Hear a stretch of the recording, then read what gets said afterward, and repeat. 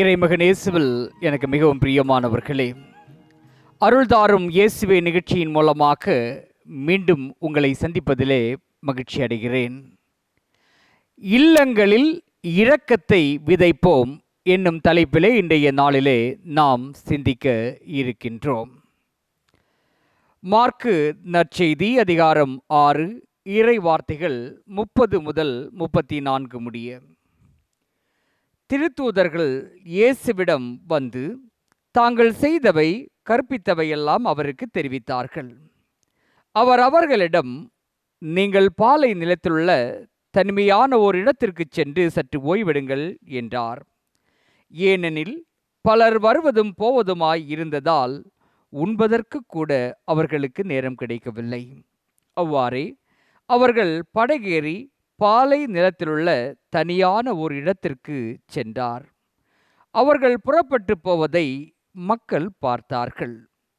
பலர் அவர்களை இன்னார் என்று தெரிந்து கொண்டு எல்லா நகர்களிலிருந்தும் கால்நடையாகவே கூட்டம் கூட்டமாய் ஓடி வந்தனர். அவர்களுக்கு முன் வந்து சேர்ந்தனர். அவர் கரையில் இறங்கிய பொழுது பெரும் திரளான மக்களை கண்டார். அவர்கள் ஆயனில்லா ஆடுகளைப் போல் இருந்ததால் அவர்கள் மீது பரிவு கொண்டு அவர்களுக்கு பலவற்றை கற்பித்தார். அன்புக்குரியவர்களே, கிட்டத்தட்ட 20 வருடங்களுக்கு முன்பு கும்பகோணத்திலே ஒரு பள்ளிக்கூடத்தில் மிகப்பெரிய ஒரு தீ விபத்து ஏற்பட்டது. அந்த விபத்திலே 94 குழந்தைகள் இறந்தார்கள். இறந்த ஒவ்வொரு குழந்தையும் 12 வயதிற்கு கீழ் உள்ளவர்கள். இந்த மிக கொடூரமான சம்பவத்திற்கு காரணம் என்ன? அந்த பள்ளி நிர்வாகத்தினுடைய இரக்கமற்ற செயல். பணத்திற்கு ஆசைப்பட்டு சிறிய பரப்பளவு கொண்ட அந்த இடத்திலே அதிகப்படியான மாணவர்களை சேர்த்து வைத்திருந்தார்கள். சரியான கட்டமைப்பு வசதிகள் கிடையாது. கூரை சரியான விதத்திலே அமைக்கப்படவில்லை. இப்படி பல்வேறு விதமான குளறுபடிகள் இருந்ததுதான் அந்த மிகப்பெரிய தீ விபத்திற்கும் பச்சிளம் குழந்தைகள் இறப்பதற்கும் காரணமாக அமைந்தது. சிறை பணிக்காக சிறைச்சாலைக்குள் சென்ற பொழுது அங்கு ஒரு அருட்பணியாளர் அங்கிருந்த ஒரு இளம் குற்றவாளியினுடைய தோளிலே கையை போட்டு, சகோதரா, நீ மிக திறமைசாலியாக இருக்கிறாய். உனக்கு தெரியாத விளையாட்டே கிடையாது. எல்லா விளையாட்டுகளிலும் நீ சிறந்து விளங்குகிறாய். இசை வாத்தியங்களில் உனக்கு இசைக்க தெரியாத இசை வாத்தியங்கள் எதுவுமே கிடையாது. இப்படி எல்லாவற்றிலும் திறமையானவனாக இருக்கிறாய், பண்பானவனாக இருக்கிறாய். எப்படி நீ இந்த சிறைக்கு வந்தாய் என்று வினவினார். உடனே தன் தோளில் போடப்பட்டிருந்த அந்த குருவானவருடைய அந்த கையை லேசாக பற்றி கொண்டு அவன் சொன்னான், ஃபாதர், இப்போ நீங்கள் என் மேலே என் தோளில் கை போட்டிருக்கிறது மாதிரி அன்போடு அக்கறையோடு தோளில் கை போட்டு பேசுவதற்கோ வழிகாட்டுவதற்கோ ஒருவர் எனக்கு இல்லாமல் போனதே இந்த இடத்திற்கு நான் வருவதற்கு காரணம் என்று சொன்னான். அன்புக்குரியவர்களே, முதலிலே சொன்ன அந்த கும்பகோண நிகழ்விலே அந்த பள்ளிக்கூடம்தான் அங்கே இருக்கக்கூடிய மாணவர்களுக்கு இரக்கத்தையும் அன்பையும் சொல்லிக் கொடுக்க வேண்டும். ஆனால் அந்த நிர்வாகமே இரக்கமற்ற செயல்களில் ஈடுபட்டு பல குழந்தைகளுடைய உயிர் போவதற்கு காரணமாக இருந்தது. அதுபோல இந்த குற்றவாளி அந்த சிறைச்சாலைக்குள் இருப்பதற்கு காரணம் பெற்றோர் மற்றும் தன்னுடைய உறவினர்களிடமிருந்து இரக்கமும் அன்பும் அந்த சிறைவாசி அந்த இளைஞன் பெற தவறினான். அந்த குடும்பம் அவனுக்கு அந்த அன்பை, அக்கறையை, ஆதரவை கொடுக்க தவறியது. எனவே தான் அவன் சிறைக்குள்ளே இருக்கிறான். ஆம், பல நேரத்திலே இன்று நம்முடைய குடும்பங்களிலே வேலியே பயிரை மேய்ந்து கொண்டிருக்கிறது.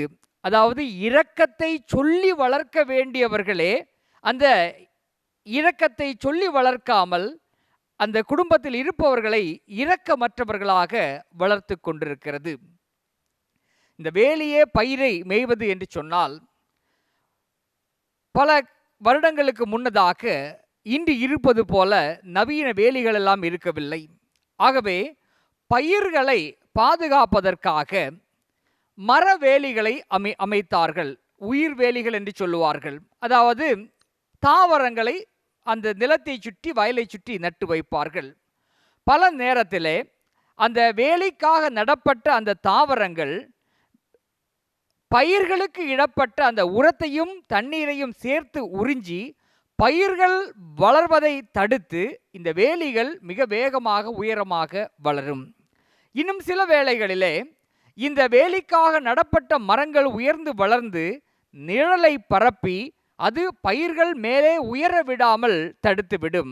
இதைத்தான் வேலியே பயிரை மேய்வது என்று சொல்லுவார்கள்.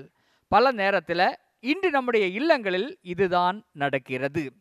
வேலியாக இருந்து அன்பும் அக்கறையையும் கரிசனையையும் கொடுக்க வேண்டியவர்களே நாம் அதை கொடுக்காமல், நாமே வேலியாக இருக்க வேண்டியவர்களே பயிர்களை மேய்ந்து கொண்டிருக்கிறோம்.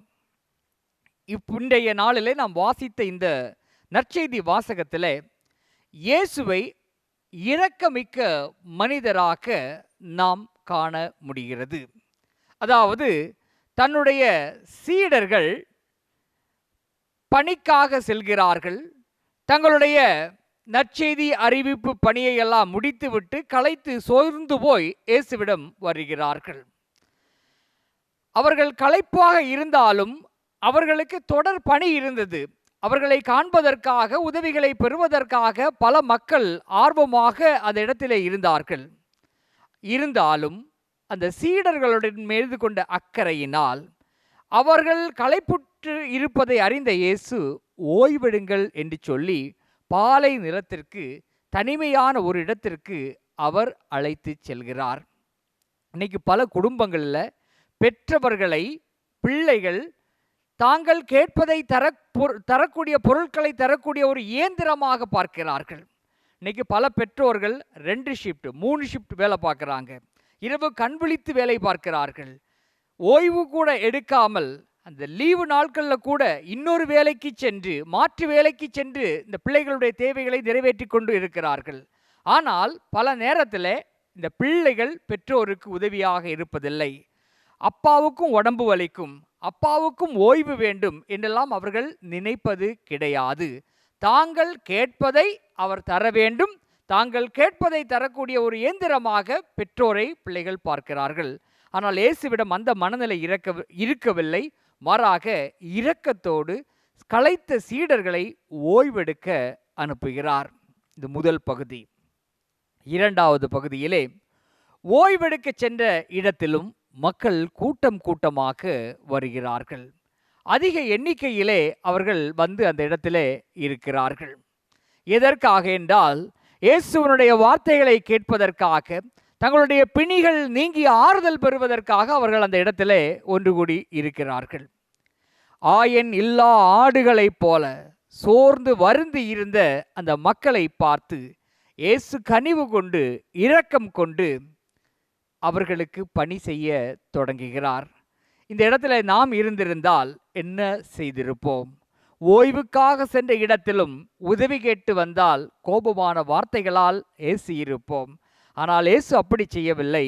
மாறாக அவர்களுடைய நிலைமையை கண்ணுற்று சோர்வையும் பாராமல் அவர் அவர்களுக்கு தேவையானதை செய்து கொடுக்கிறார்.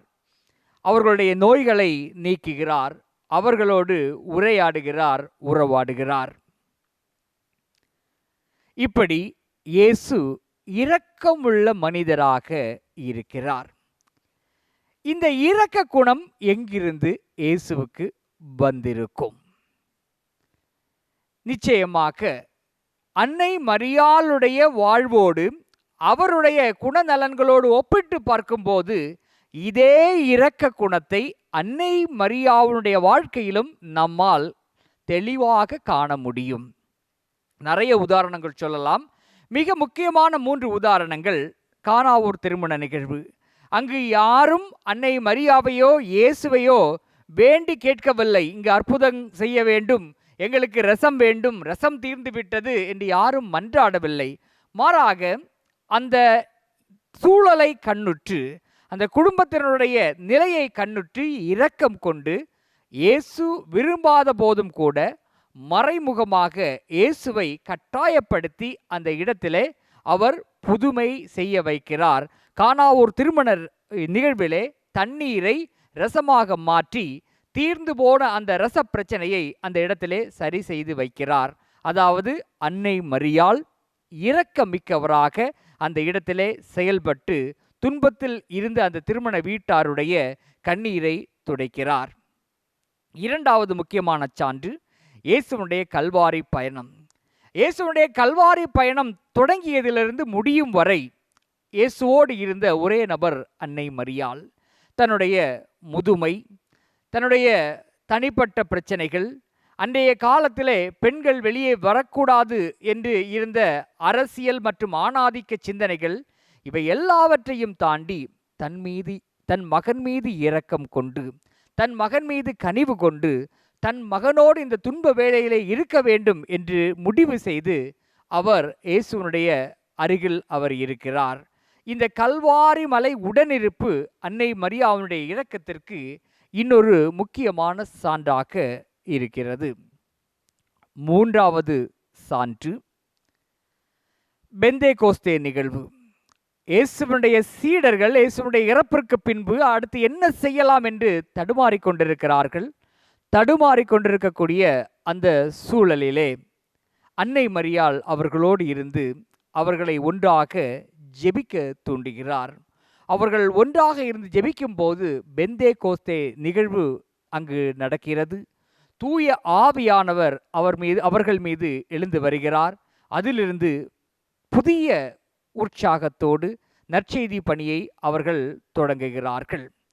அதாவது தன்னுடைய மகனுடைய நண்பர்கள் மீது இரக்கம் கொள்கிறார். அவர்கள் இருந்த அந்த துன்ப நிலையிலிருந்து, மனம் உடைந்து போன நிலையிலிருந்து இரக்கம் கொண்டு அவர்களை வெளியே வர உதவி செய்கிறார். இப்படி அன்னை மரியாவிடம் இருந்த அந்த இரக்க பண்புதான் இயேசுவினுடைய வாழ்க்கையிலும் பிரதிபலிப்பதை நம்மால் கண்கூடாக காண முடிகிறது. அன்புக்குரியவர்களே, இரக்கம் என்பது இன்றைய வாழ்க்கையிலே மிகவும் அத்தியாவசியமான ஒன்று. நாம் ஒவ்வொருவரும் இரக்கத்தை எதிர்பார்க்கிறோம். யாராவது ஒருத்தர் என்கிட்ட அன்பா பேச மாட்டாங்களா, என்கிட்ட கனிவோடு நடந்து கொள்ள மாட்டாங்களா என்று ஒவ்வொருவரும் எதிர்பார்க்கிறோம். அது நம்முடைய குடும்பத்திலாக இருக்கலாம். பல நேரத்தில் நம்முடைய குடும்ப வாழ்க்கை நமக்கு வெறுத்து போவதற்கு, ஏண்டா இந்த குடும்பத்தில் நான் இருக்கணும், ஏண்டா இந்த குடும்ப வாழ்க்கையை நான் தெரிந்து கொண்டேன் என்றெல்லாம் நாம் நினைப்பதற்கு அடிப்படையாக இருப்பது அந்த இரக்கத்தை நாம் வாழ்க்கையிலே அனுபவிக்க முடியாமல் போவதுதான். அதாவது ஒரு அழகான பழமொழி சொல்லுவாங்க, சட்டியில் இருந்தால் தான் அகப்பையில் வரும். அதாவது நம்முடைய பிள்ளைகளிடமிருந்து பெரும்பாலும் பெற்றோர்கள் அந்த இரக்கத்தை, ஆதரவை, அன்பை எதிர்பார்க்கிறார்கள். ஆனால் அன்னை மரியாள் இயேசுவுக்கு கொடுத்ததை போல நாம் கொடுக்கிறோமா? அந்த இரக்கத்தை காட்டுகிறோமா? அதாவது அன்னை மரியாள் இயேசுவுக்கு நல்லதொரு வேலியாக இருந்தார். அதாவது பயிரை மேயக்கூடிய ஒரு வேலியாக அல்ல, பயிரை பாதுகாக்கக்கூடிய ஒரு வேலியாக இருந்து முன் உதாரணமாக இருந்து அவரை வளர்த்தெடுத்தார். இன்றைக்கு நம்முடைய குடும்பத்தில் நாம் பிள்ளைகளுக்கு இரக்கத்தை சொல்லிக் கொடுக்கிறோமா? இல்லத்தில் இரக்கத்தை அறிமுகப்படுத்துகிறோமா என்றால் பல நேரத்தில் அது இல்லை. ஒரு அம்மாவுக்கு 2 பிள்ளைகள். கணவர் இறந்து விடுகிறார். மூத்தவனுடைய வீட்டில் 1 மாதமும், இளையவனுடைய வீட்டில் 1 மாதமும் என்று மாதம் ஒரு மகனுடைய வீட்டில் என்று தங்கி கொண்டிருக்கிறார். மாதத்தினுடைய கடைசி நாள் முடிந்தது. அடுத்த மாதத்தினுடைய முதல் நாள், 2வது நாளெல்லாம் வந்துச்சுது. தம்பி இன்னும் வரலை. அண்ணன் வீட்டிலிருந்து அம்மாவை கூட்டிக் கொண்டு போவதற்கு தம்பி இன்னும் வரவில்லை. அண்ணனுடைய மனைவி அங்கே ஏச தொடங்குறாங்க. அவர் வரமாட்டாரா? 30 நாள் தானே வச்சு பார்ப்பாரு, அதில் 2 நாள் இங்கே விட்டாச்சு, ஏன் இப்படியெல்லாம் செய்கிறார் என்று சொல்லி மிக கடுமையாக அந்த பாட்டியையும் அந்த இளைய மகனையும் ஏசிக்கொண்டே இருக்கிறார். ஒரு வழியாக இளைய மகன் 4ஆம் தேதி போல வந்து தன்னுடைய அம்மாவை தன்னுடைய இல்லத்திற்கு அழைத்து செல்கிறார். அழைத்து சென்றவுடனே அந்த மூத்த மகனுடைய மகன், அதாவது அந்த பாட்டியினுடைய பேரன், அவனுடைய அப்பாவை பார்த்து கேட்கிறார், அப்பா, பாட்டிக்கு நீங்கள் 2 பையனுங்க. பாட்டி ஒரு மாதம் உங்கள் வீட்டில் இருக்கிறாங்க, இன்னொரு மாதம் நம்ம சித்தப்பா வீட்டில் போய் இருக்கிறாங்க. இப்போ உங்களுக்கு நான் ஒரே பையன். இப்போ ஒரு மாதம் நான் உங்களை நல்லா பார்த்துக்குவேன். அடுத்த மாதம் நான் உங்களை எங்கள் டேடி கொண்டு விடணும். மம்மியையும் உங்களையும் ஒரு மாதம் நான் பார்ப்பேன், இன்னொரு மாதம் நான் எங்கே கொண்டு விடணும் என்று அந்த சிறுவன் கேட்டான். அந்த தந்தைக்கு பதில் சொல்ல தெரியவில்லை. அதாவது இன்னைக்கு நாம் பிள்ளைகளுக்கு இரக்கம் என்றால் என்ன, அன்பு என்றால் என்ன, கருணை என்றால் என்ன என்பதை இல்லங்களிலே சொல்லிக் கொடுப்பதில்லை. லாப நோக்கோடு எல்லாவற்றையும் பார்க்க வேண்டும் என்று சொல்லி தருகிறோமே தவிர அன்பு, கருணை, இரக்கம் இது போன்ற பண்புகளை நாம் சொல்லித் தருவதில்லை. ஆனால் நம்முடைய பிள்ளைகள் அன்பு மிக்கவர்களாக, கருணை மிக்கவர்களாக இருக்க வேண்டும் என்று நாம் எதிர்பார்க்கிறோம். சமீபத்திலே ஒரு பங்கு தந்தை ஒருவரை சந்திப்பதற்காக சென்றிருந்த போது அந்த டேபிள் முழுக்க விதவிதமான உணவுப் பொருட்கள் இருந்தது. ஏன் இவ்வளோ நிறைய இருக்குதே என்று கேட்டபோது அவர் சொன்னார், 3 இல்லங்களிலிருந்து இன்றைய நாளிலே உணவு அனுப்பி இருக்கிறார்கள் என்று சொன்னார். நானும் பங்கு தந்தையாக இருந்த காலங்களிலே ஞாயிற்றுக்கிழமைகளிலே 3-4 இல்லங்களிலிருந்து கூட காலை உணவெல்லாம் அனுப்பி வைப்பார்கள். அதாவது பங்கு தந்தைக்கு நாம் இது போன்ற மரியாதைகளை எல்லாம் செலுத்துவது வழக்கமான ஒன்று. பல ஆண்டுகளாக நம்முடைய பங்கிலே, நம்முடைய பங்கு வளர்ச்சிக்காக ஒன்றுமில்லாத நிலையிலிருந்து நம்முடைய பங்குகளை தூக்கி வளர்த்த பல அருட்பணியாளர்கள் இன்று முதியோர் இல்லங்களிலும் அல்லது வயதான குருக்கள் இருப்பதற்கான அந்த இல்லங்களிலும் அவர்கள் இருக்கிறார்கள். அவர்கள் என்னோடு ஒரு 5 நிமிடம் பேசுவதற்கு யாரும் இருக்க மாட்டார்களா? ஹவ் ஆர் யூ ஃபாதர் என்று கேட்பதற்கு ஒருவர் வரமாட்டாரா என்று வாரக்கணக்கில், மாதக்கணக்கில் அவர்கள் தங்களுடைய 90 வயதிலே, 85 வயதிலே காத்து கொண்டிருக்கிறார்கள். நாம் அந்த பக்கம் திரும்பி பார்ப்பதே கிடையாது. அதாவது பங்கு தந்தைகளுக்கு போட்டி போட்டு அன்பு காட்டக்கூடியவர்கள் ஏன் வயதான ஓய்வு பெற்ற முன்னாள் பங்கு தந்தையர்களை தேடுவதில்லை என்றால் அவர்களால் இனி எந்த பயனும் இல்லை.